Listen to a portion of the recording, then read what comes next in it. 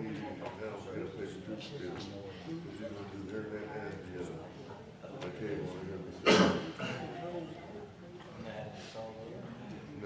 not yet. I haven't seen him did it. You gotta go to the cave and do that.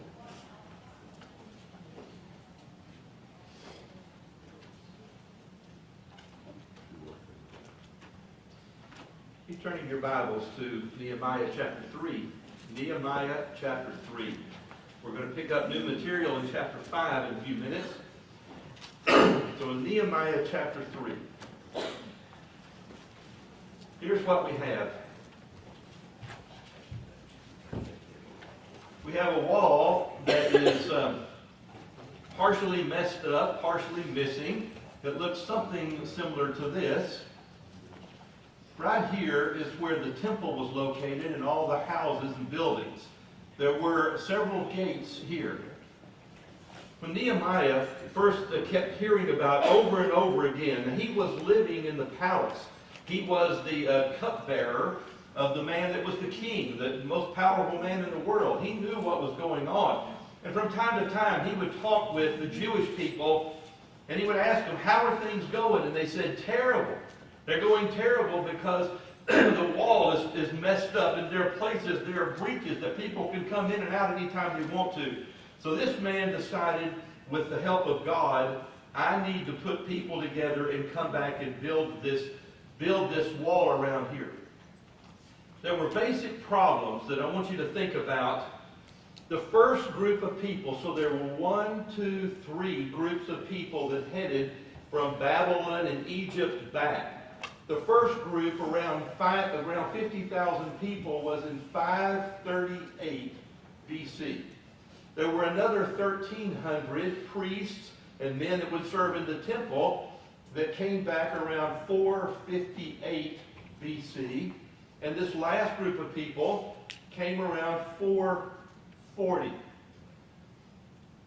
There have been people, Jewish people, who came back living in this land for almost 100 years.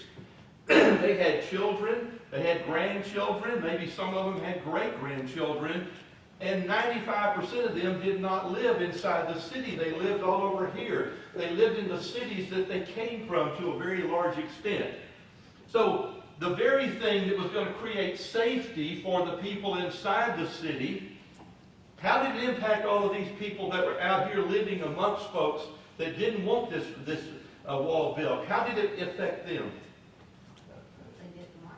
Their lives were much worse. And so now you have a divide between the Jews. The great majority of them were happy that the wall's going to be built until all the other problems started happening round about them. In the 3rd chapter, we talked about division of labor. I said to you that any job that's everybody's job is nobody's job. We all got to do something. Yes, we all got to do it. It's everybody's job, and everybody has to do it. What Nehemiah did, and we ought to learn from this, if you're trying to get something that I think this is the greatest story in all of the Bible on how Christians, God-fearing people, ought to get things done. So he began dividing this entire wall up, largely based on one thing. And we read it about a dozen times. What was it? Where they lived. If somebody lived right here, and there was a breach, this is where you and your neighbors are going to work on that part of it. So all of this roundabout here was largely, everybody got involved, even the governors, even the leaders, they got involved. And so as the foreigners that lived out here saw this, and saw that their access to water, access to trading, access to all of these things was being diminished, they were not happy. And they began putting pressure on everybody, the people on the outside who put pressure on Nehemiah. Let me tell you what he did in the 4th chapter. So chapter 3, I would say division of labor. Chapter 4, he built an armed militia. He put people that were armed out here. They didn't have a police force. When these people came back, they didn't bring military people with them. They bought priests to start with. This last group of people were craftsmen. People that were brick masons and people that were carpenters. And so he puts an armed militia together, and he starts having police out here helping to control this area. In addition to that, here's something else he did. If you are a laborer, spend the night inside the gate.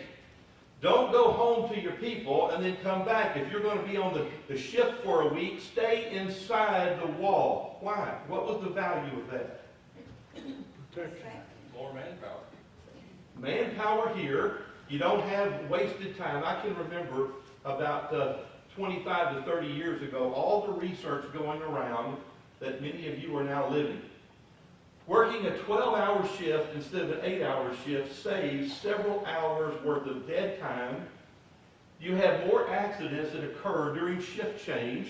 And I'm talking about physical accidents of all different kinds. So today you're all living on a different schedule where where huge numbers of people work 12-hour shifts. Well, that's much the same thing here. In addition to that, the damage, the harm that could have come them traveling back and forth.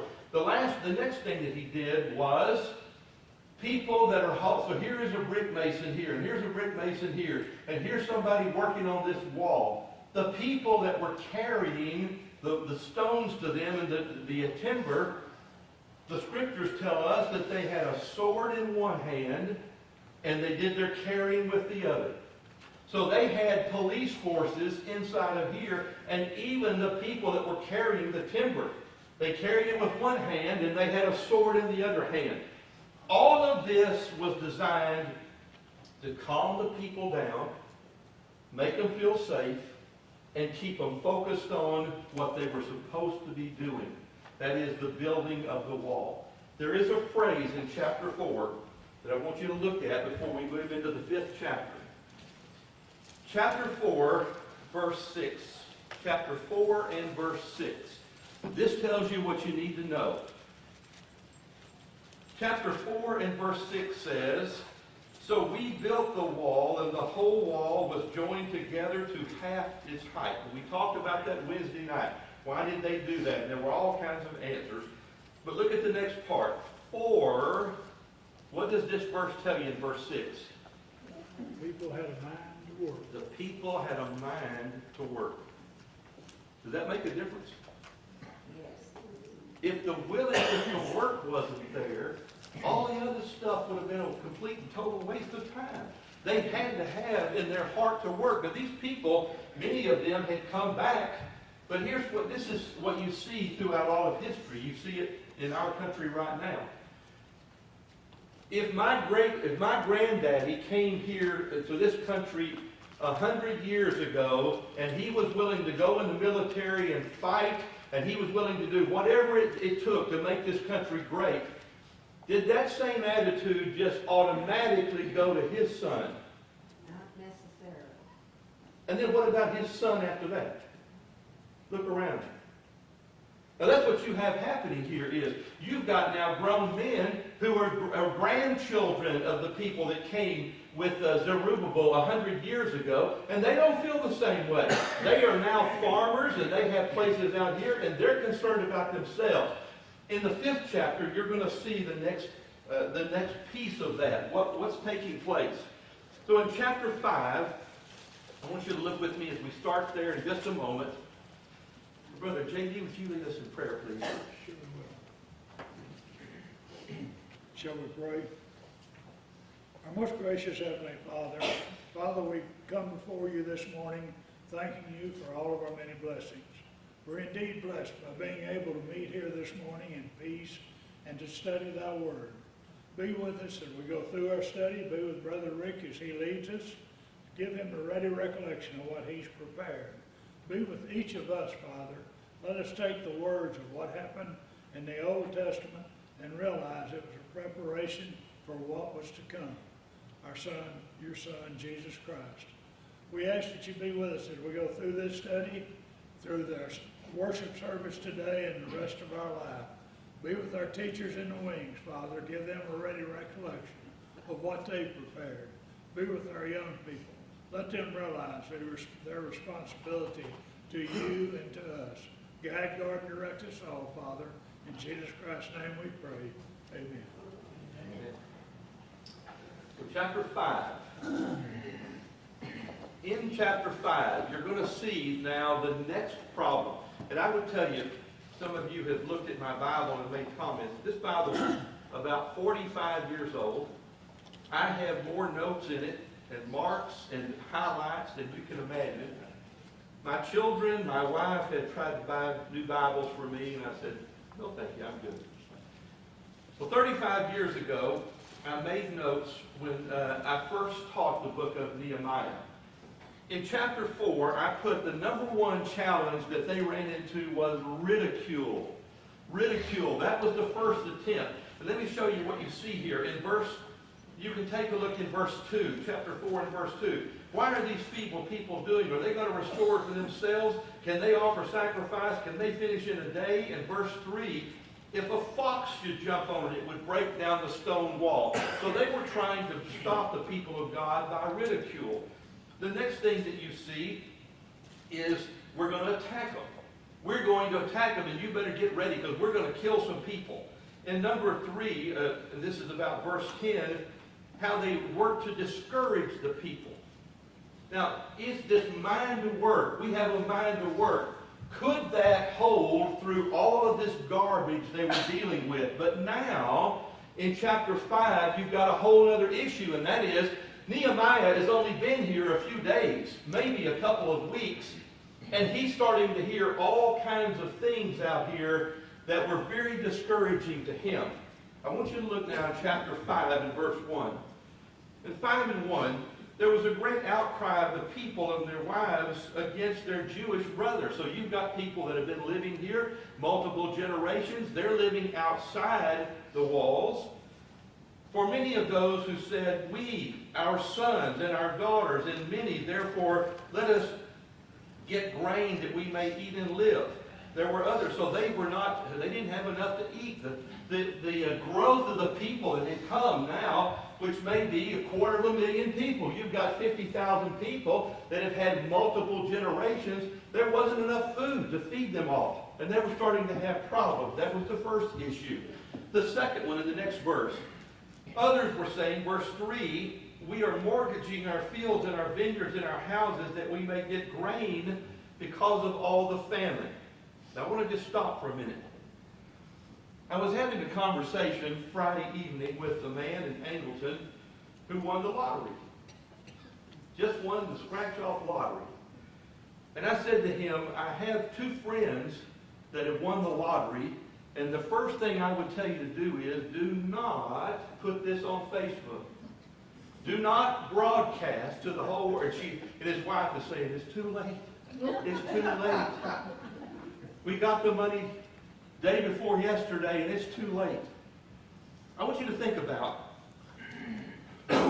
these people out here that are struggling to make a living, and they're seeing millions of dollars of gold and silver come up in here to build the temple, and all of this money, and we've got a document from the king that says we can use all of the timber we need for free, and they're looking at this, and what do you think they're thinking? It ain't helping me. Where is my help? So this is one of the first things that Nehemiah is confronted with amongst his own people, amongst the other Jewish people. So in verse 1, what you basically see is we don't have enough grain. Number 2, we're having to mortgage our fields because of a famine that had happened. You'll see that coming up. In verse 3, because of the famine. So it's very much like in our lives. I would say Hurricane Harvey last year. Many of you do pretty well with your finances, except when a hurricane comes and wipes your house out. Or you get a few feet of water, and then all of a sudden, there are issues that were not there before. And so this was because of the famine in verse 4. And there were those who said, we have borrowed money from the king's tax on our fields and vineyards. And now our flesh is like the flesh of our brothers. We're kin. We're all kin folks. You need to be thinking about us. In verse 5, yet behold, we are forcing our sons and daughters to be slaves, and some of our daughters are forced into bondage already, and we are helpless because of our fields and vineyards belong to others. So this was the problem that you saw that had been manifested.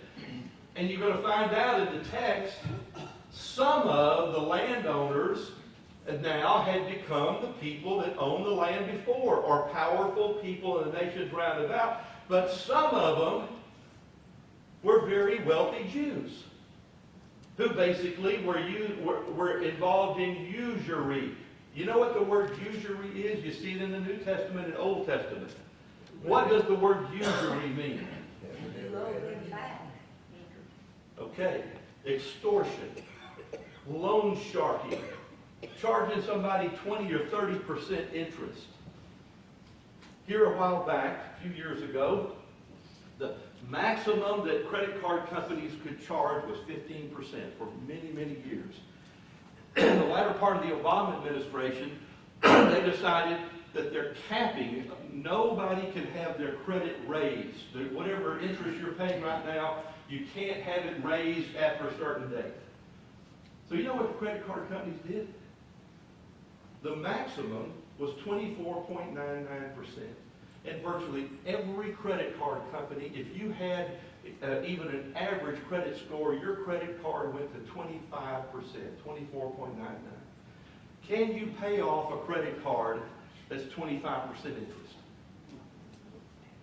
Now, I'm going to tell you, that's what they were involved in. They had people, wealthy people, some Jews and some others, that had basically, they were paying this massive usury to.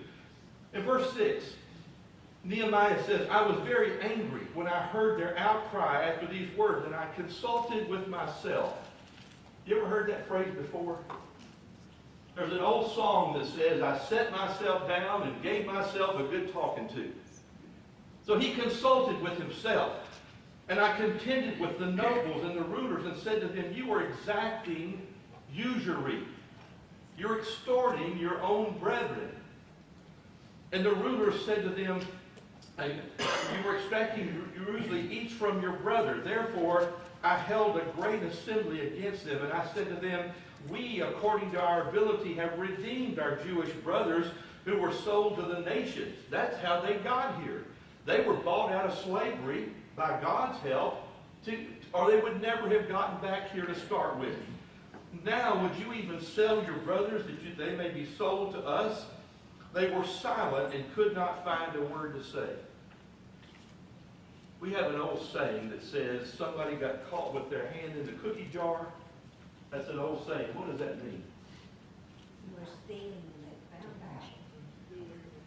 So he now pulls together all the wealthy Jews, those who maybe were wealthy when they came, or they became wealthy in the last 100 years, and he says, you are extorting your own brethren. It's not right. And they didn't know what to say. So you can see here in verse 9, and again I said, these things which you're doing is not good. Should we not walk in the fear of our God because of the reproach of nations, our enemies?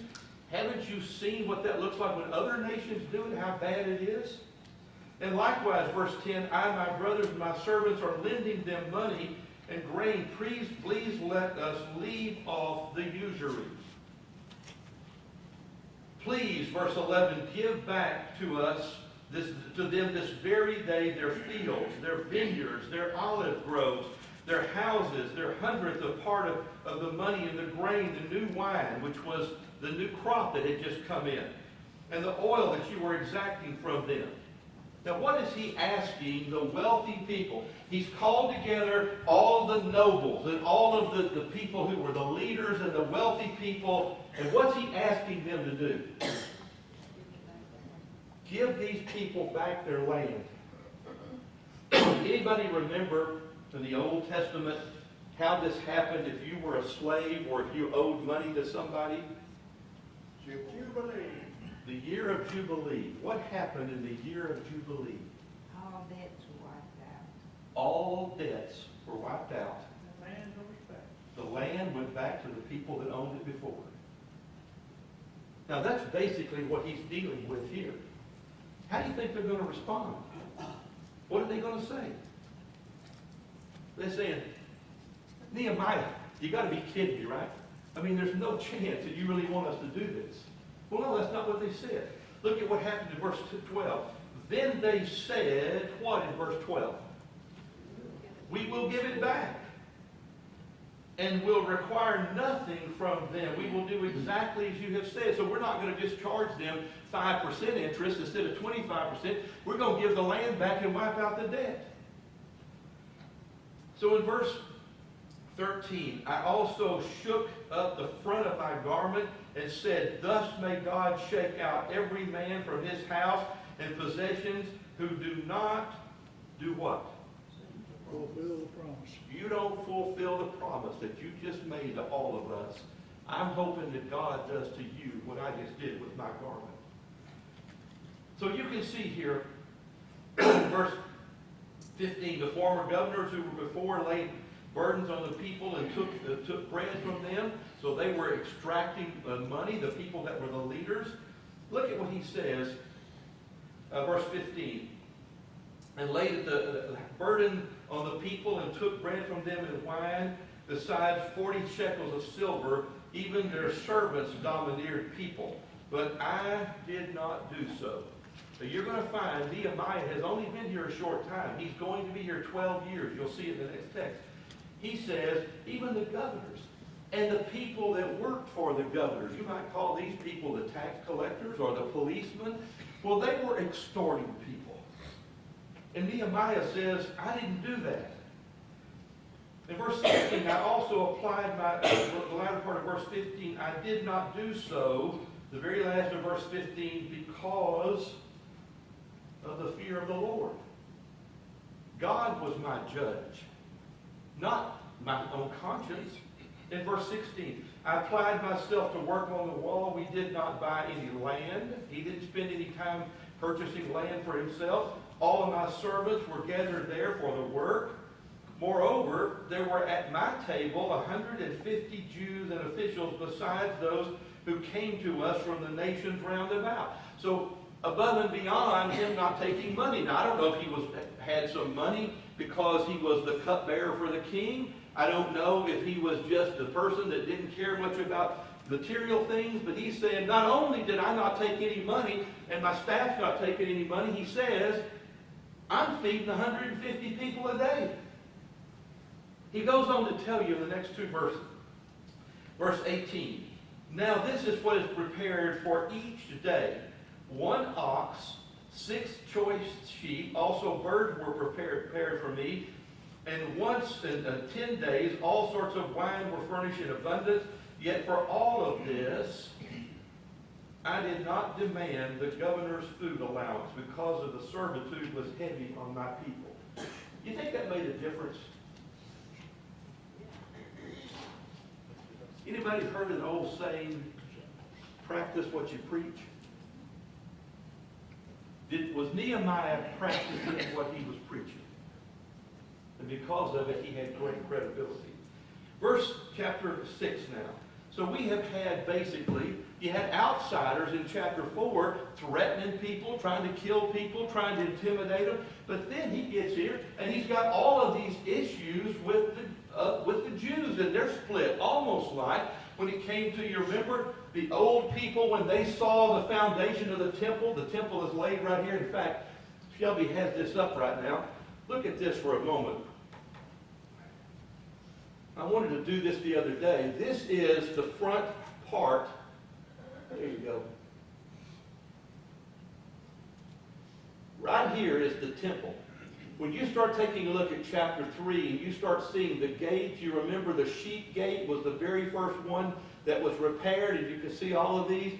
So this comes on down here quite a ways down, but this is just the northern part. But the temple is right here, which basically means, in my drawing right here, this is the temple.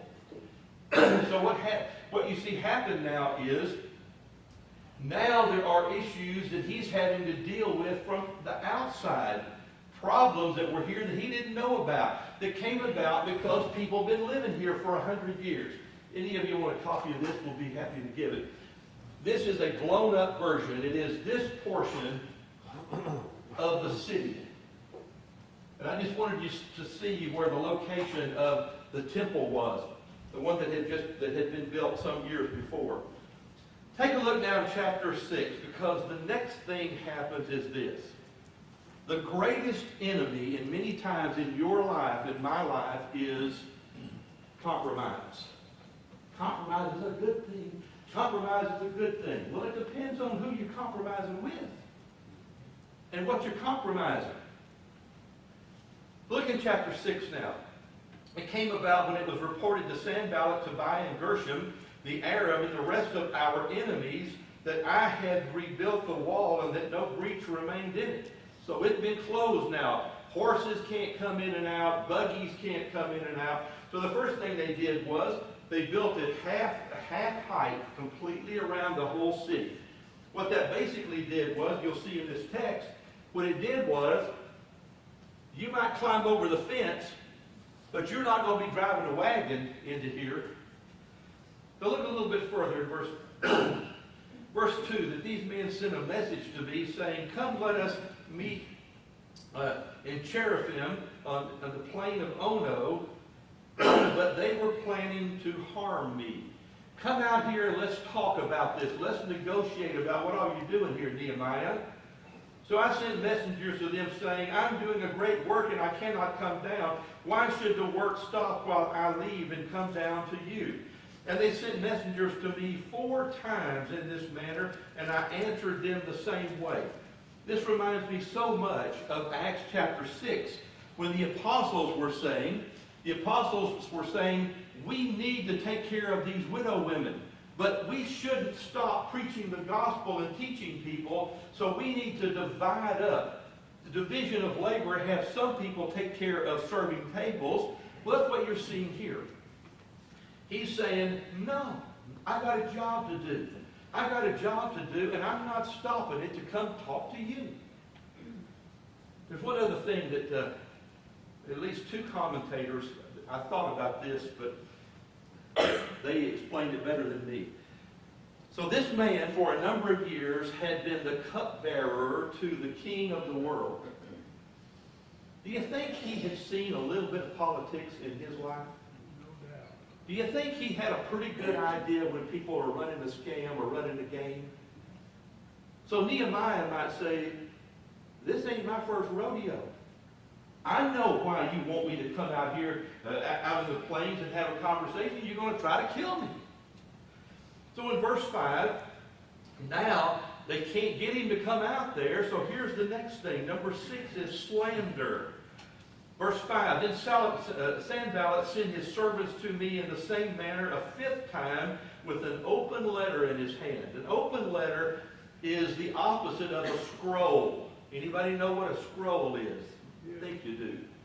You see it throughout all biblical time. And what happens is, like, we have chapters, or maybe we have multiple letters. So here's something rolled up. And you break the first seal, and you can read this part of it. And then you break the second seal. An open letter is, here it is. Everybody can read it and see it. Look what he says. He says, it is reported, verse 6, among the nations that Gashmu, and some translations say Gershom, one of the leaders, said that you and the Jews are planning to rebel, therefore you are rebuilding the wall. And you are to be the king according to these reports. And you have also appointed prophets to proclaim in Jerusalem concerning you, a king is in Judah. And now it will be reported to the king according to these reports. So come now and let us take counsel together. You ever seen anything like that in politics? Slander and trash. I saw something a while back that was rich. Our former Senate Majority Leader Harry Reid says, been reported to me that Mitt Romney hadn't paid any taxes. Hadn't paid any taxes. And if he has paid taxes, he needs to prove it. Did he have a responsibility to give them his tax returns? Now, that shows you kind of how politics are sometimes. Now, what I'm going to say to you is this. He says, if you don't come out and meet with me, I'm sending this letter out, and I'm going to tell them that you're about to rebel, and you're going to try to be your own king. And that's why you're building this wall around here. And even the prophets, your prophets are prophesying that you're going to be a king. More than likely, the prophets that they would have heard from, who were they talking about was going to be the king in Jerusalem? J.D. prayed in his prayer a little while ago, Jesus Christ, the coming of Jesus Christ. Now, what are they trying to do? They're trying to get him out. Get him out. But to come into the plains here so they can attack him. When that didn't work, they had a plan B. Oh, they had a plan B. Now look at this. Verse 8. Then I send a message to him saying, such things you are saying have not been done. You are inventing them in your own mind for his own benefit. You made that up. Funny how that works. Verse 9, for all of them were trying to frighten us, thinking they would become discouraged with our hands and it would not be done. But now, O God, strengthen our hands. This is about the third time he's praying to God. In verse 10, when I entered the house of Shemaiah, the son of, and I don't know these names, who was confined in his home, he said, let us meet together in the house of God within the temple, and let us close the doors of the temple, for they are coming to kill you, and they are coming to kill you at night. So here's a man that comes to him, and he says, and he's up here in one of these houses. He is in some kind of leadership, maybe a priest, but he says, come meet with me, and let's meet inside the temple and close the doors so we can talk privately. Does that sound like a smart plan? Well, and I reckon I'm seeing a measure of security there in verse 1. He clarified that although they had rebuilt the wall, that they had not put the doors in the gates yet. Yes. And if the temple had doors that could be completely closed up, Yes. he was actually thinking he could shelter him from harm by locking him in there. But Nehemiah, kind of like I say pretty often, this ain't my first rodeo. I've seen this before. Now look what happens. In verse 10, when I entered the house of Shemaiah, the son, he said, let us meet together, verse 10, in the house of God within the temple. But I said, verse 11, should a man like me flee and come to one such a place, go into the temple to save his life? I will not go. Now he's going to tell you in just a minute what he was actually thinking. But how many times, all the way back to Esther, all the way back to so many great people from Daniel, he's saying, why should I go hide myself and save my life? I either believe God's going to take care of me and things are going to work the way they're supposed to work or not. And he says, I'm not going in there, but let's look a little further. Verse 12, then I perceived that surely God, what does it say? Had not sent him. So something didn't smell right to him. Even though this man was a man of God, maybe a priest of some kind, Nehemiah is saying something doesn't feel right here. Now let's see what happens. In verse 12, then I perceived that surely God had not sent him, but he uttered his prophecy against me because Tobiah and Sanballat had done what?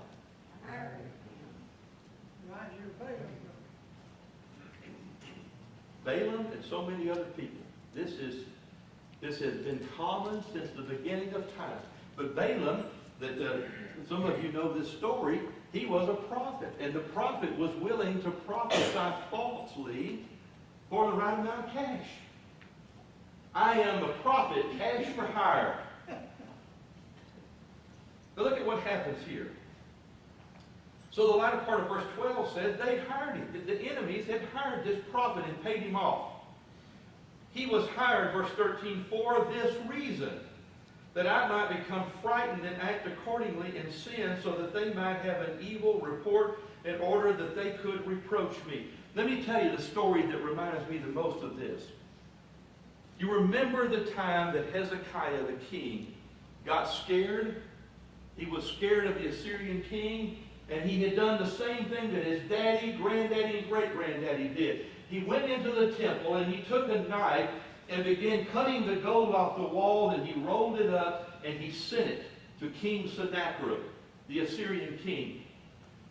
And then what happened was, word started coming back to him that all the people were demoralized because their leader had folded. Now look what happens. He said, I'm not going to do that. I'm not going to lose my reputation and my relationship with God over this. So verse 14.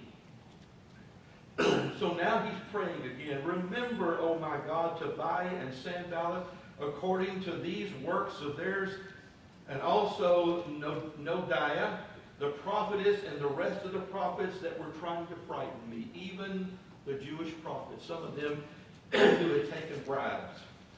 Verse 15. So the wall was completed on the 25th of the month of Elah in 52 days. Now I'm going to just stop for a minute. Back here, 100 years ago, when Zerubbabel set the boundaries of the temple, the foundation, and there's so much squawking and fighting and complaining that they didn't do a thing. Right here in the middle of town, this is where the commerce, where all the business was. The temple's across the street, basically, from it, if you look at some maps. And so for 16 years, this thing sat here and they didn't do a thing because they were demoralized. When you get a chance, you ought to spend a little bit of time reading chapters 3, 4, 5, and 6 and see how Nehemiah kept these people on task. He kept them focused. How long did it take to completely fix all of this around here? 52 days. 52 days. But that puts a little scale to that part of the story about the 5 messages that were sent. Mm-hmm. You know, like they sent somebody and tried to lure it. That had to have happened in a reasonably short period of time. They said, hey, come out here, we need to talk to you. And he said, I can't come. Probably a day apart or a couple days apart. Well, Okay. reasonably, you would expect somebody that was on the up and up. Maybe on try number 2, they send the messenger back a second time and say, you know, we really want you to come out here. We need to talk to you about this deal. And then when he refused to come, if they really wanted to talk to him, they turned up there at the city and said, hey, would you mind if we come in and speak to you? You know, we understand you wouldn't come out to us. We're going to be doing a lesson in either next Sunday or the week after on an overview of Acts. The belief was by the Jewish people that if they killed Jesus, the entire operation would fold. And they did kill Jesus. Did the entire operation fold? Acts chapter 8, it spread like a prairie fire after the death of Jesus. 2 more verses, 3 more, and our time is about up. Verse 16. And it came about when our enemies heard of it, all the nations surrounded us, they lost their confidence. Who lost their confidence? The enemies did. For they recognized that this work had been accomplished with the help of our God. And also in those days, many letters went out from the nobles in Judah, Tobiah. Tobiah's letter came to them, for many in Judah were bound by oath to him. So you had a lot of Jews who had relationships with this man. But look at this. This is what I want you to think about in verse 18. Because he was the son-in-law of Shechaniah, the son of Aruah, and his son, Jehohanan, married the daughter of Meshua, the son of Berechiah. The bottom line is, Tobiah and one of the great prominent priests. So here is a priest here that has a daughter, and the daughter was married to Tobiah, or one of the leaders' sons. You think that's a bit of a conflict of interest? Well, he's the bad guy, but he's connected. And so here is one of the prominent priests who is connected by marriage to the mortal enemy of Nehemiah. And Nehemiah is going to be governor for 12 years. You're going to see that coming up in the next chapter. Hey, Rick, Yes. there's another conflict too that I'm wondering why did come into play. You remember early on when the king had the decree, he said anybody that obstructed would take a timber from his house and basically kill him and then take care of all his stuff. How come that king's decree, with all that, how come that wasn't being called out, I guess, I'm wondering. So I'm going to venture to guess that none of this information has made it back to the king. Just think if they had killed Nehemiah. The story would have been a lot different, I would imagine. I would venture to guess that there would have been a lot of people impaled on timber from their own house. That's exactly what the king said would happen. In verse 19, moreover, they were speaking about good deeds in my presence and reported my words to him. Then Tobiah sent letters to frighten me. There was a leak. We hear on TV all the time, things getting leaked. So there is a prominent person who's talking with Nehemiah on a daily basis. He doesn't know it, or he just finds out that they're actually kin to one of the enemies, and it is this person that is telling Sanballat and Tobiah exactly what he's going to do every single day. That's where I want to pick up, Lord willing, Wednesday night. So Wednesday night is our first. I'm going to call an option here. I'm going to be gone the following Wednesday night, the 10th. So I would like to have class. It's okay with you guys. I'd like to have class Wednesday and have our singing the following Wednesday. Does that work? So I got 3 more class periods. I got Wednesday and then 2 Sundays. So we're going to finish up Nehemiah, and I want to touch on the book of Malachi. So we will have our singing the second Wednesday night of this month. Hopefully that's scriptural.